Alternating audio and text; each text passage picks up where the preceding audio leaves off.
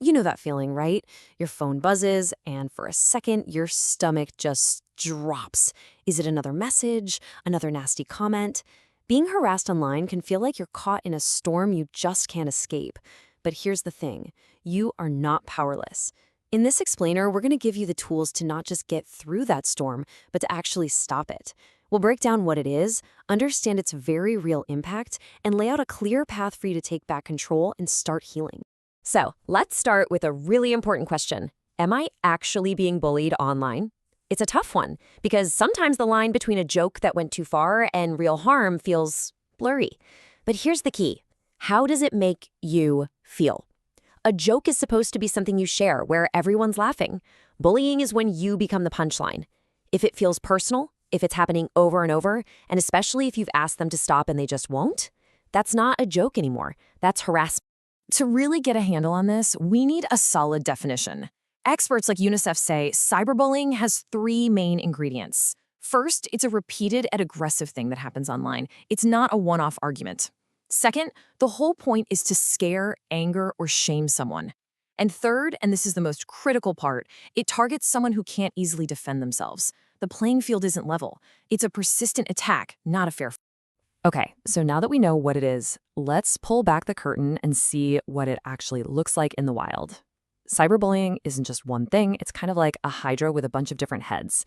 So let's break down all the different forms it can take. And the sheer scale of this problem is, well, it's staggering. A study from a few years back found that over half of all adolescents and teens had been bullied online. And think about it, with our lives being more digital now than ever, you can bet that number hasn't gone down. This isn't some fringe issue. For a whole lot of people, this is a part of growing up now. One of the absolute most terrifying tactics is something called doxing. This is when someone maliciously digs up your private, personal information, like your home address or your phone number, and just blasts it out for everyone to see. It's a massive violation that can shatter your sense of safety, not just online, but in the real world too. And then there's impersonation, which is just a particularly cruel way to sabotage someone. A bully will literally steal your online identity, creating a fake profile that looks just like you. And from there, they can post all sorts of horrible stuff, trying to turn your own friends against you by making it seem like those words are coming from your mouth. In the world of live streaming, things can escalate into what's known as a hate raid. So imagine you're a streamer, just doing your thing, and all of a sudden your chat is completely flooded by hundreds of accounts, a lot of them bots, all spewing hate and vitriol. It's a coordinated digital mob attack designed to silence a creator and terrorize their whole community. So here it is, the bully's playbook laid out. It can start with things that seem small, like spreading rumors or leaving someone out of a group chat, but it can escalate so quickly. Abusive messages can turn into posting embarrassing photos. That can lead to full-on impersonation or even doxing. And at its absolute worst, it becomes cyberstalking, a relentless, terrifying campaign of harassment that can make you feel like you're being hunted. And this brings us to a really critical point, why all of this matters so much. It's really tempting to try and brush it off like, oh, they're just words on a screen. But the harm is incredibly real. See, unlike bullying at school, cyberbullying follows you home. It's right there in your pocket, on your nightstand when you're trying to sleep. There's often no escape. The toll this takes it's just devastating. And it hits on every single level.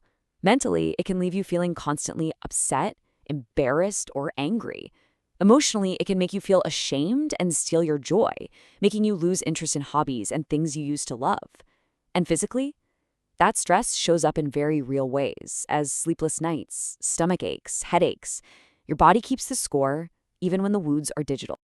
But in the middle of all that pain, I want you to remember this. Healing is possible. Just listen to this quote from someone who found help. I can actually see progress in my mental health, which I haven't been able to say in 15 years. That's the power of taking that first step. The damage is real, but I promise you, it does not have to be permanent. So how do you get to that point? This next part is all about action. It's about shifting from feeling like a victim to taking back your control. Because you do have options, and you definitely do have power here. Here is your immediate action plan. Step 1, break the silence. You have to tell a trusted adult, a parent, a teacher, a school counselor. This is often the hardest step, but it is the most important because you don't have to carry this burden alone. Step 2, document everything. I mean it. Screenshot the messages, the posts, the fake profiles. This isn't just for you, it's evidence. And step 3, block and report. Use the tools built into these platforms to cut off their access to you and to flag their behavior, so the platform can take action. Let's look a little closer at the tools in your digital toolkit, because they're pretty powerful. Blocking is, the nuclear option. It severs all contact. But there are smarter, more subtle tools too. Mute lets you just silence someone without them even knowing you did it. And restrict is honestly genius. It makes their comments invisible to everyone except them. So they think they're harassing you, but they're really just shouting into a void. And always, always, always hit that report button. It doesn't just help you, it helps protect the whole community. Now, this fight isn't just on the shoulders of the person being targeted. If you're a bystander, you have an enormous amount of power. Being an active ally can completely change the game and provide a critical lifeline to someone who feels like they're totally alone. So if you see a friend going through this, you are their first line of defense. So what can you do? First off, just listen. Let them talk without judgment, and let them know you believe them. Offer to go with them to talk to an adult, or help them figure out how to report the abuse. But here's the golden rule. Do not engage with the bully.